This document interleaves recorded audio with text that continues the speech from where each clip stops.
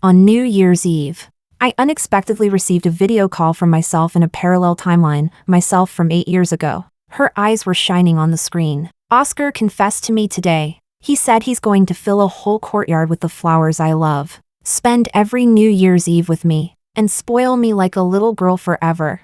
She chattered on and on, painting a picture of the future, and I just listened quietly, a faint smile on my lips, until she suddenly paused and looked at the empty room behind me. Huh? Where's Oscar? We should be very happy 8 years later, right? I said nothing. I only slowly turned the camera toward the other end of the living room. Oscar was pressing a strange woman against the floor-to-ceiling window, kissing her as if neither of them could bear to stop. Chapter 1. The woman was bent forward under Oscar's weight, one hand pressed against the fogged glass, leaving behind a wet handprint. Oscar let out a low breath and, even more shamelessly, grabbed her butt. The woman lifted her head uncomfortably, and only then noticed me through the glass. She was obviously startled, but then she bonelessly melted back against Oscar and rubbed herself against him. Oscar, why is there still someone in your house?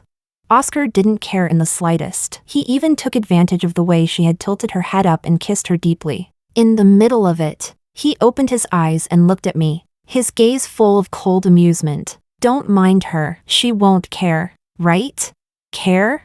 I got tired of saying that years ago. From hysterical crying and screaming, to numb acceptance, and finally, to having no desire left to say a single word. Only, the version of me from 8 years ago on the screen had already gone deathly pale, her hand trembling as she hung up before I could. But the performance by the window only grew more obscene. I simply lowered my head and sent a New Year's text message to my brother, who had long since vanished, just to distract myself. At that moment, the woman laughed excitedly, her hands roaming more boldly over Oscar's body. Where did you find a wife this tolerant?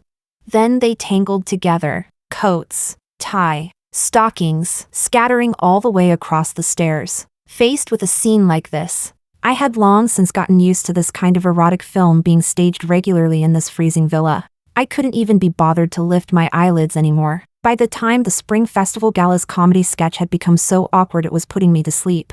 I was almost dozing off on the sofa when one of the servants woke me. She spoke with obvious embarrassment. The young master told you to go out and buy a box of lubricant. On New Year's Eve, the streets were deserted, and the few sex shops still open were hard to find. I walked in the freezing wind for more than half an hour. When I came back, I vaguely heard 2 servants whispering about me inside. Poor Miss Victoria. These past 8 years, she hasn't even lived as well as the servants. Well, whose fault is it that the way she married Oscar was so disgraceful? The fact that Oscar even gave her his name is already more mercy than she deserves. The words yanked my memory violently back to the past. Back then, Oscar had traveled to Meow Village, and that was where we met and fell in love. It was pure and intense, like the wind in the mountains. I followed him recklessly to the city where he lived, but his mother strongly opposed it, calling me nothing more than a country girl from the hills. At that time,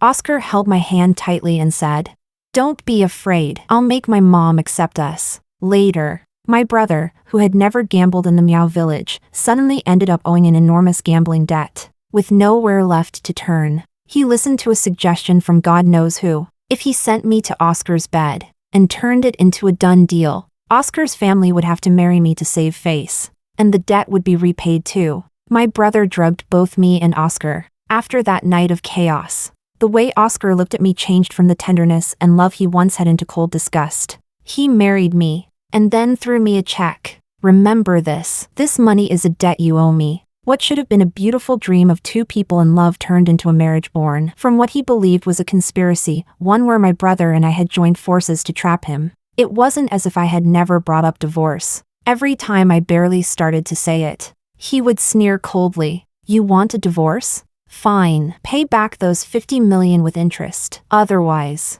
I'll find your brother and make sure he rots in prison. My brother had long since disappeared without a trace, so that debt could only be welded onto me forever. Oscar pulled open the bedroom door. The red marks all over his upper body were glaringly obvious. What took you so long?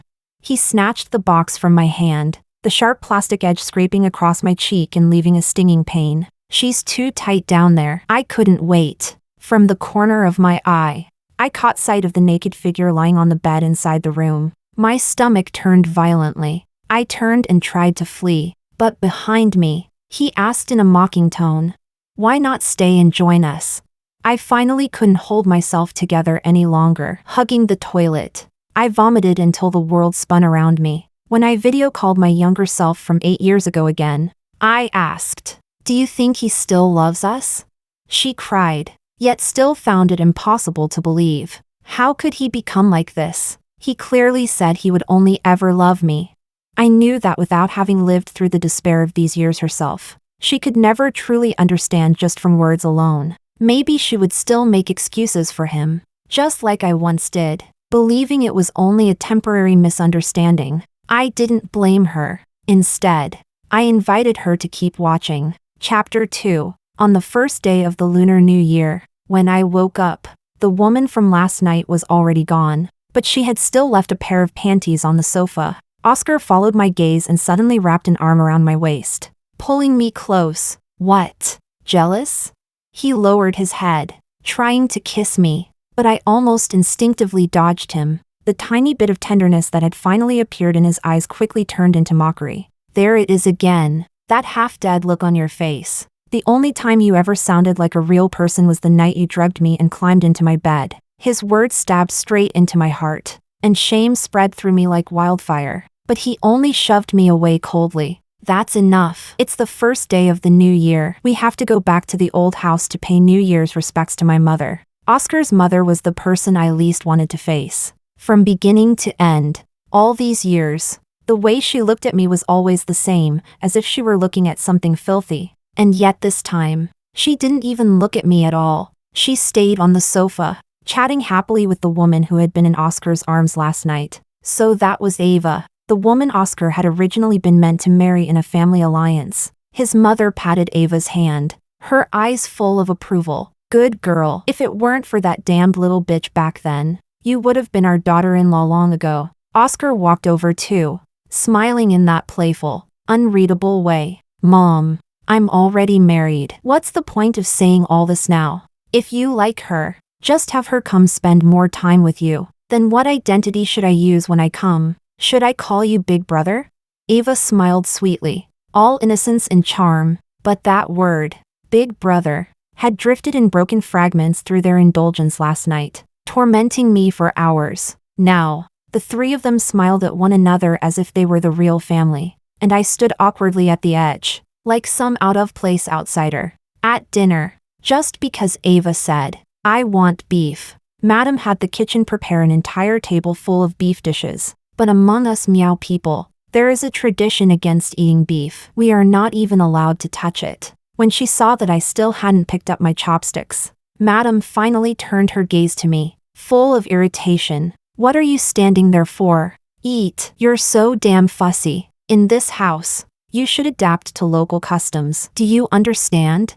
Helpless, I looked at Oscar, pinning my last shred of hope on him. At the very least, he used to understand me. Then he picked up a piece of something that looked like a mushroom and placed it on my plate. "Mom, stop scaring her." The gentleness in his voice made me catch a fleeting glimpse of the man he used to be. "This isn't beef, Victoria. Try it. It tastes good." Without suspicion, I ate it. But the instant my teeth sank into it, Ava's laughter shattered the silence. She pointed at me, her tone innocent and cruel at the same time. "Look, she ate beef.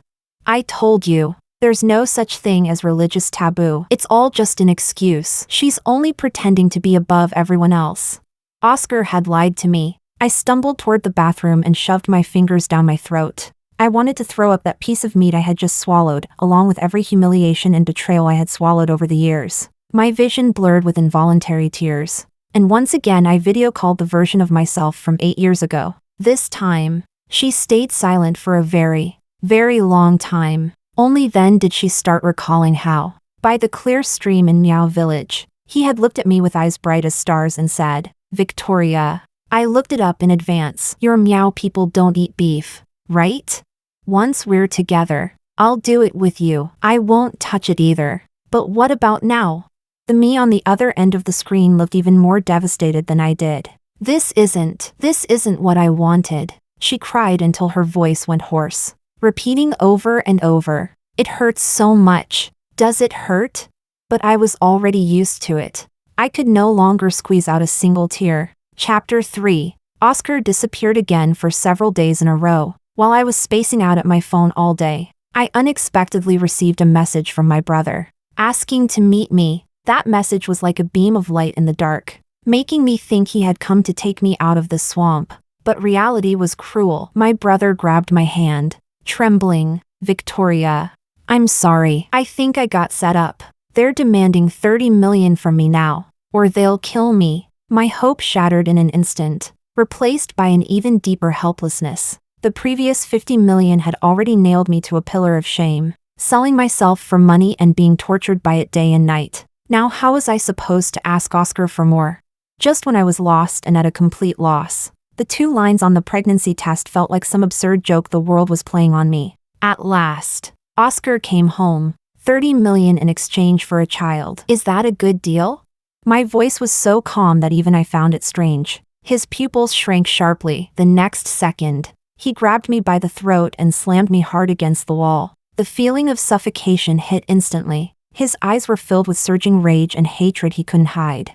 "How did I never realize you were this calculating? You can even put a price tag on the bastard in your belly. Do you even have a heart? Other than money? Is there really not even a shred of sincerity left between us?" Sincerity? All of my sincerity had long since been ground into dust by his own hands over these 8 years. Through countless days and nights of humiliation, one gust of wind, and there was nothing left. I ignored his malice and only stubbornly asked, "So, do we have a deal?"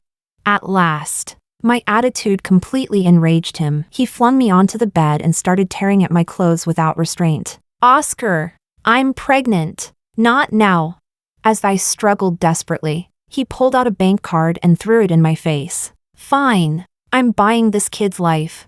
He bent down, his breath brushing against my ear, every word cutting into me. "If it dies, that still counts as mine." That night was like hell. When I dragged my body, so sore it felt like it had been torn apart, to the hospital for an examination, the baby was still there. I touched my still flat belly, and for the first time I felt the existence of a bond. A few days later, when Oscar came home again, I calmly told him, "I got checked. The baby is fine. I'll give birth to it. That way I'll be giving you what you paid 30 million for." His movements paused, and he stared blankly at my slightly rounded abdomen. Then, all of a sudden, he smashed the ashtray at hand onto the floor. The piercing sound of shattering glass exploded through the room. "You really are ruthless."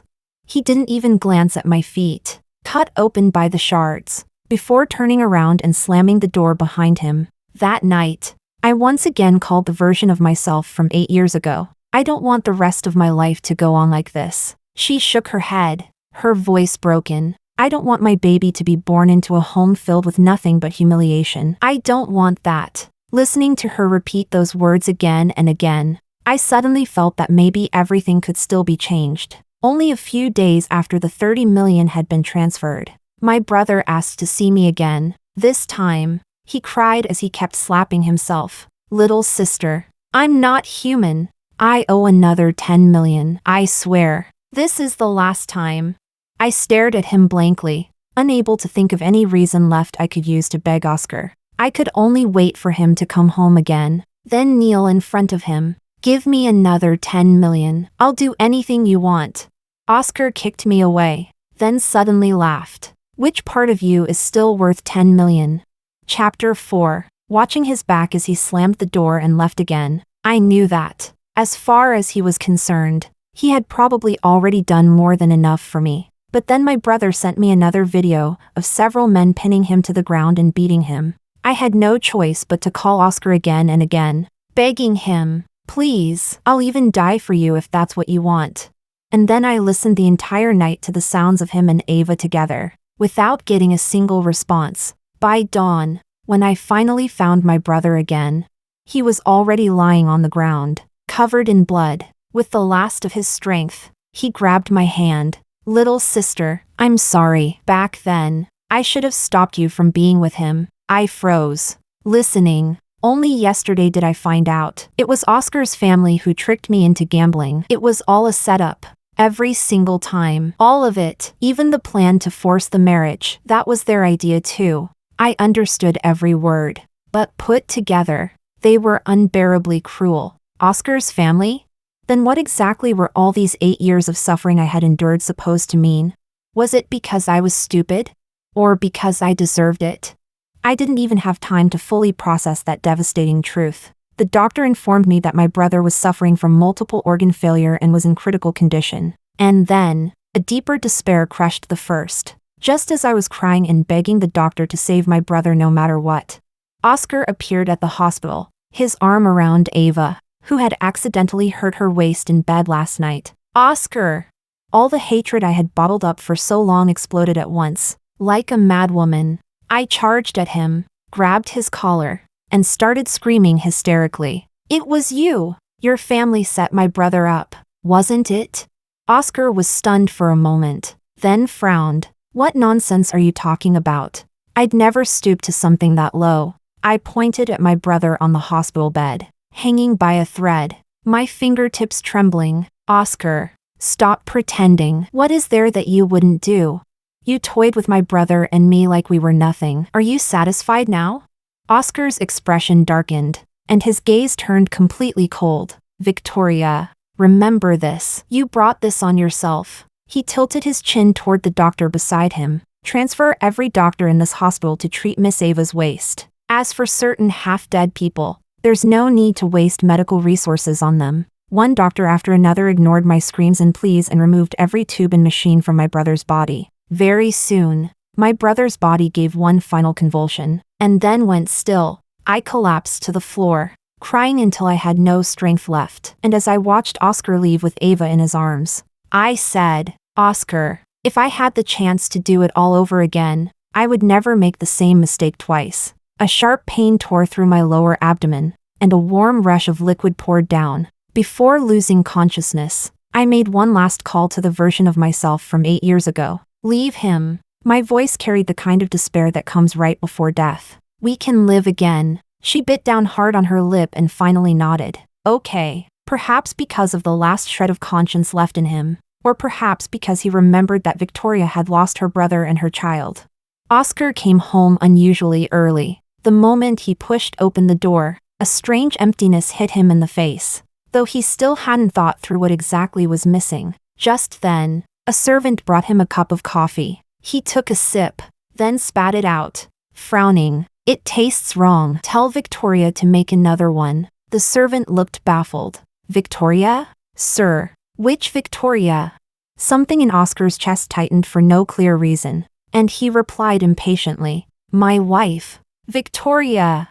The servant looked even more confused. Oscar, when did you ever get married? We've never heard that you had a wife. Chapter 5. Oscar only felt that the whole thing was utterly absurd, so he called over the rest of the servants still in the house. But the answers he got were astonishingly consistent. Every one of them shook their heads in confusion. Oscar, we really don't know who Victoria is. Oscar's heart sank. He turned and went back to the bedroom. There had once been an oil portrait hanging by the bedside, one Victoria had wanted to paint for him not long after they got married. At the time, he had said he didn't want it. But in truth, he had obediently sat there for hours and let her use him as her model. Now, not only was that spot empty, how had the whole house become empty too?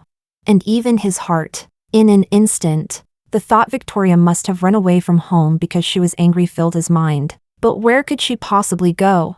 Her brother had just died. She had lost the baby too. And she had no money at all. He pulled out his phone, wanting to call and demand what kind of game she thought she was playing, only to discover that all her contact information had vanished. A panic beyond his control wrapped around him with frightening clarity. This wasn't right. Something was deeply, terribly wrong. He even began to suspect his mother. Mom, where's Victoria? What did you do with her?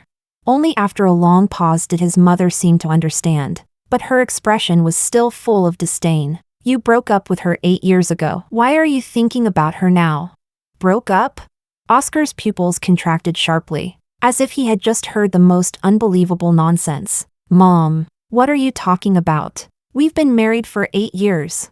His mother frowned, taking it as a joke. "Married? As if I would ever let you marry some Wild Hill girl like that. Back then, if her brother hadn't had the sense to avoid the gambling trap I arranged, and if she hadn't taken the initiative to break up with you. Otherwise, I had plenty of ways to ruin both that brother and sister." Oscar's body went rigid, suddenly catching the key point. He nearly roared the question out. "Mom, what did you just say? Victoria's brother got dragged into gambling because of your scheme?"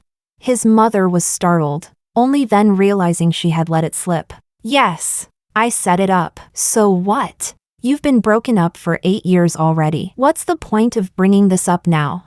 The moment he heard that belated truth, Oscar seemed to have all the strength drained from his body. Staggering, he took a step backward. Victoria had been telling the truth. It really had been his family, his own mother, who schemed against her brother. And yet he had spent all this time believing that he himself was the victim, carrying out 8 years of revenge and punishment against Victoria. But before all that, they had once loved each other so purely. He hated, but didn't she have every right to hate him too? "Oscar, you toyed with my brother and me like we were nothing. Are you satisfied now?"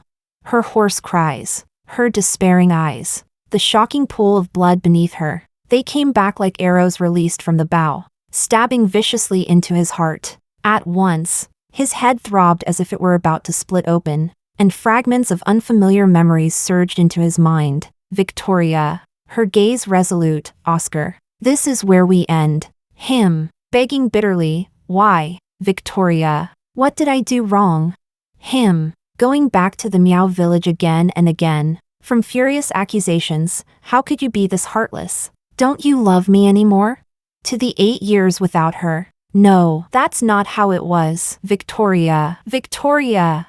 The chaos of those memories tore Oscar apart completely. Clutching his head in agony, he collapsed to the ground. Chapter 6. When I opened my eyes again, a flood of vivid memories rushed into my mind. Looking at the stilt houses of the Meow Village outside the window, so familiar and yet so strange, I knew that the version of me from 8 years ago had succeeded.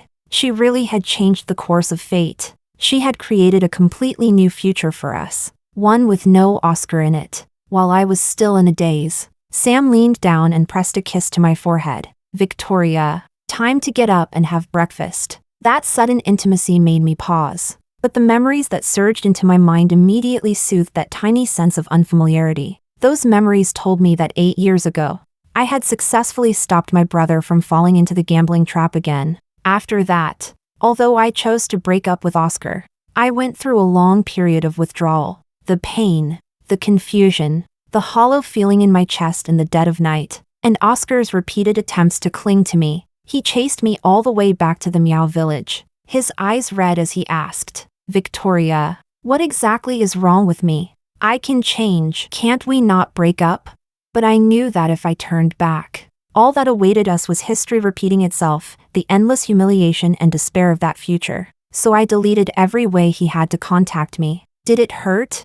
Of course it did. I still remembered the brightness in his eyes by the stream, remembered the serious look on his face when he promised that we would spend every New Year's Eve together from then on. But when I looked at my brother, alive and well in the present, I knew I had made the right choice. Those unbearable days and nights could only be endured little by little on my own, until I met Sam. He was a photographer who had come to collect local inspiration. He asked me to be his guide, and later became a frequent visitor. He had seen the loneliness in me when I stared blankly at the sea of clouds, and heard me absent-mindedly hum meow songs tinged with sorrow. He never pressed for answers. The next time I drifted off again, he simply handed me a cup of hot tea and said, "Victoria, look at the mist in these mountains. It gathers, and then it disperses. Let the past drift away like the fog." Later, he started courting me, but I shrank back, afraid of repeating the same mistakes. He only smiled and said, "It's okay. You don't have to change anything for me, and you don't have to force yourself."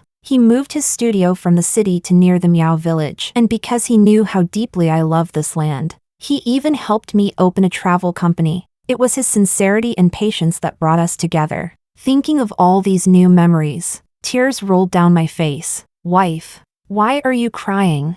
Sam was startled, his face full of concern. Was the breakfast I made that bad? Looking at how nervous and a little aggrieved he seemed, I couldn't help laughing through my tears. No, I just had a very, very long nightmare. He let out a sigh of relief and pulled me into his arms. Then stay home and rest today. Don't go to the office. Anyway, I can handle the meeting with that big client. The me of today was no longer that wife who needed to depend on anyone, waiting at home for money. I still went to the company. After all, the nightmare was over. But I had never expected fate to be so ironic. That so-called big client was actually Oscar. To be honest, I could no longer tell whether I hadn't seen him for only a few days, or whether I truly hadn't seen him for 8 years. The moment he saw me, he practically rushed over and pulled me into his arms. He held me so tightly I could barely breathe. Victoria, I finally found you. His voice, full of the joy of finding something lost and regained, sounded above my head. I stood there in a daze, not even having time to react before Sam stepped forward and pulled him away. Sir, please show some respect. This is my wife. Oscar seemed not to hear him or simply not to care. He only stared fixedly at me. She's obviously my wife. My wife! Almost frantically, he tried to grab my hand again. Victoria, tell him we're already married. Come home with me. Come back home with me, okay? I knew that Oscar, like me, still retained those 8 years of memories. But since everything had already started over, and a new life was right in front of us, why should those unbearable things be dragged back into the light? I took a deep breath and met Oscar's chaotic, almost crazed gaze, speaking in a calm voice. Sir, we broke up 8 years ago. Don't you remember? In an instant, Oscar froze in place. The wild joy, the pleading, the pain on his face all solidified, leaving behind nothing but blank confusion. Chapter 7. Victoria, what are you talking about? He forced out an expression that looked half like crying and half like laughing, his voice trembling. Did you remember it wrong? We didn't just not break up. We've been married for 8 years.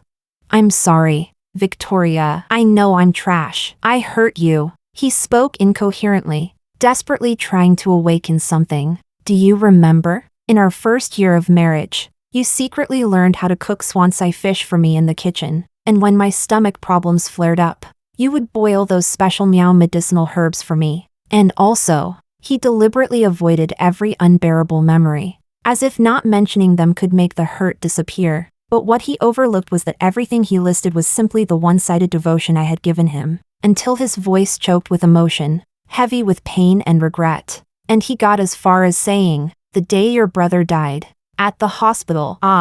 Just then, my brother walked in from outside the door, faced with such a living, breathing person. Oscar's eyes instantly filled with shock and a kind of confusion beyond anything he could comprehend. Over the next few days, Sam happened to be away on a business trip, and Oscar started appearing like a ghost that wouldn't leave. He was no longer as frantic as he had been at first. Instead, he became stubbornly persistent. He blocked my path and asked in a hoarse voice, Victoria, I don't know what's wrong with me. I can't tell what was a dream and what was real. My head is full of scenes with you in them 8 years ago. 8 years later, it's all a mess. The real sorrow on his face surprised me. In my understanding, Oscar was only supposed to hate me and despise me. How could he show such a fragile, broken side of himself?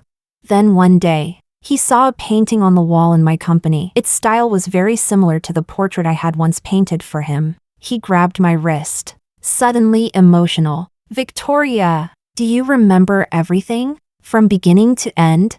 I calmly pushed him away and put some distance between us. Sir, if all those things you keep talking about from the past are true, then what exactly did you do to wrong me? And why did I leave you?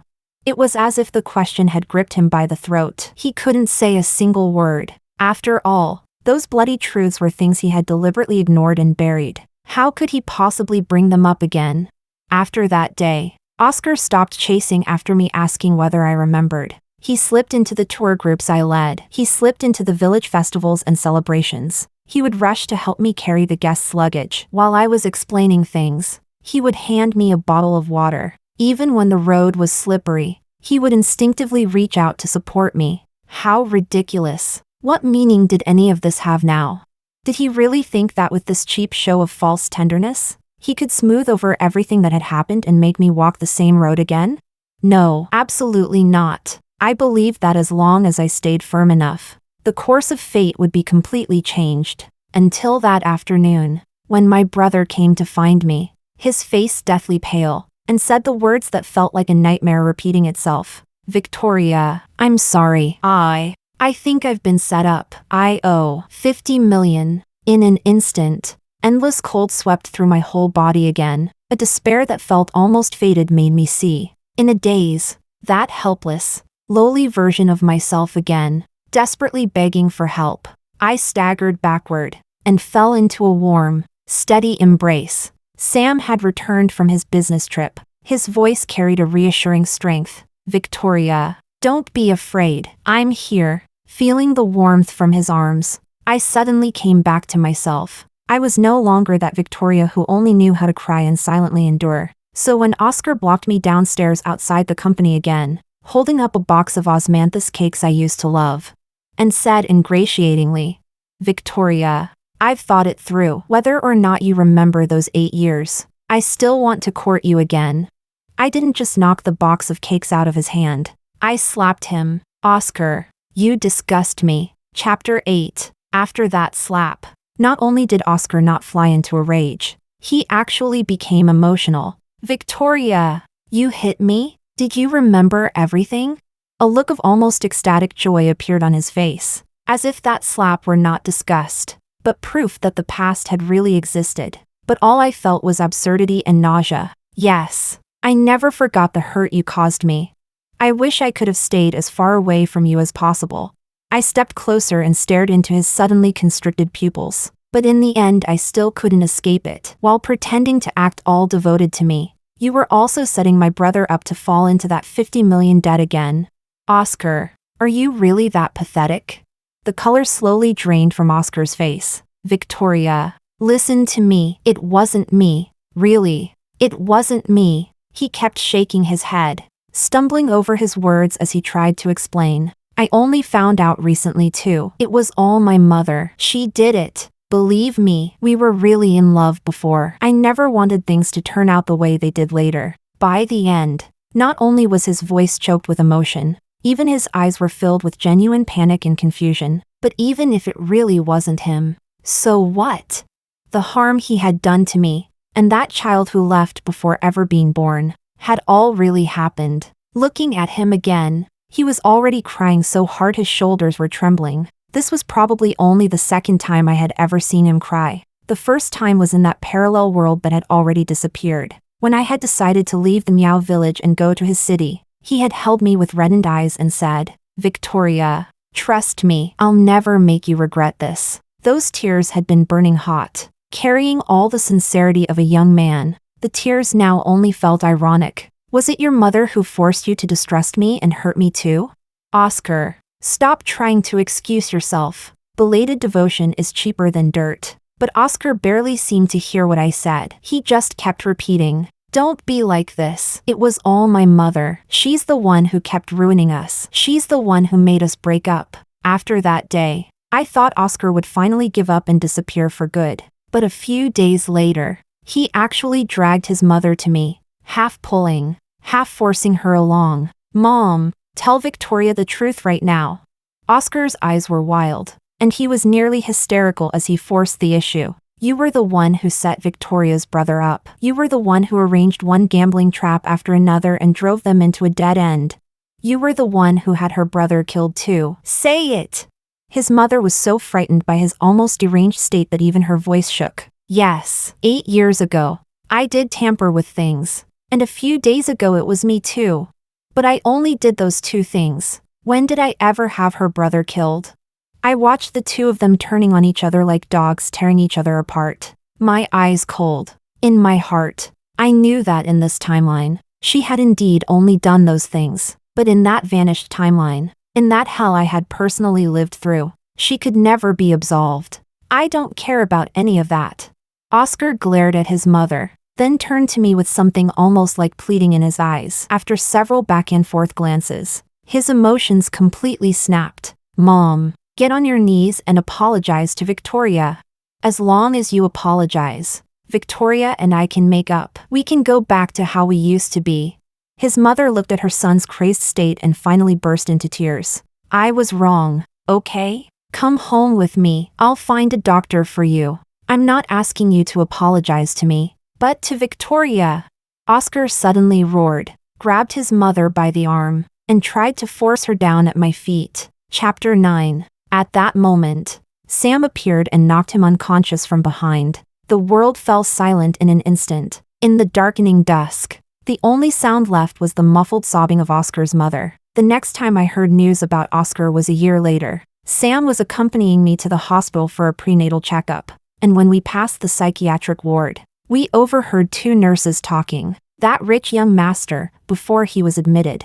I heard he stabbed his own mother. She almost didn't make it. He mutters all day about things like Victoria. Don't break up with me and Victoria. We're getting married tomorrow. The department head has already diagnosed him as a high-risk patient. Sam tightened his grip on my hand and softly asked, "Do you want to go in and see him?"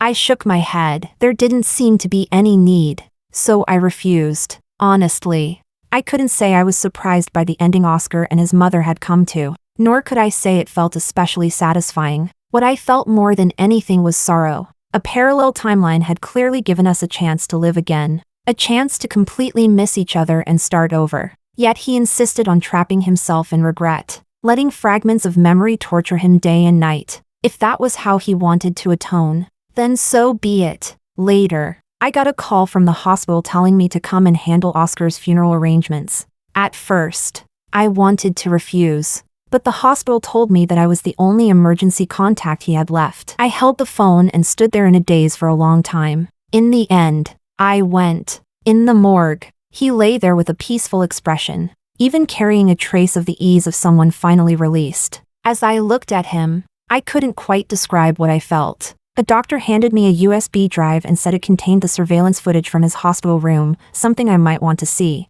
In the footage, Oscar would sometimes murmur tenderly to empty air, "Victoria, look, the paper crane I folded today, doesn't it look like the one that flew past us by the stream back then?"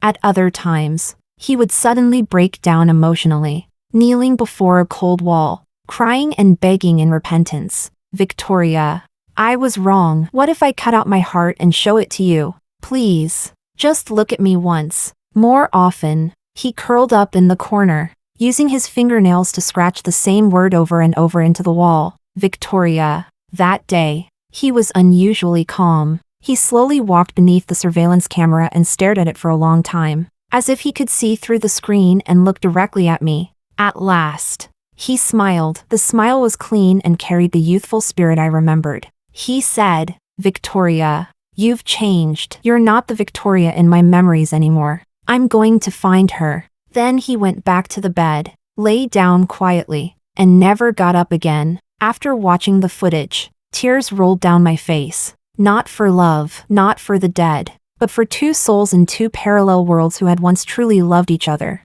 only to walk toward destruction in the end. For this absurd and brutal ending that no one could ever go back from. I cried for a long time, for everything, and for a final farewell. Sam stayed beside me quietly the whole time. He said nothing, only letting the steady beat of his heart tell me he was there. When all of Oscar's funeral matters had been taken care of, I walked out of the cemetery under perfect sunlight. Sam's hand rested gently over my heavily rounded belly. Inside, a little life was growing strong, heralding a brand new hope. I turned back one last time and looked at Oscar's gravestone. Then I tightened my grip on the hand of the man beside me and walked, step by step, toward a future that belonged only to us.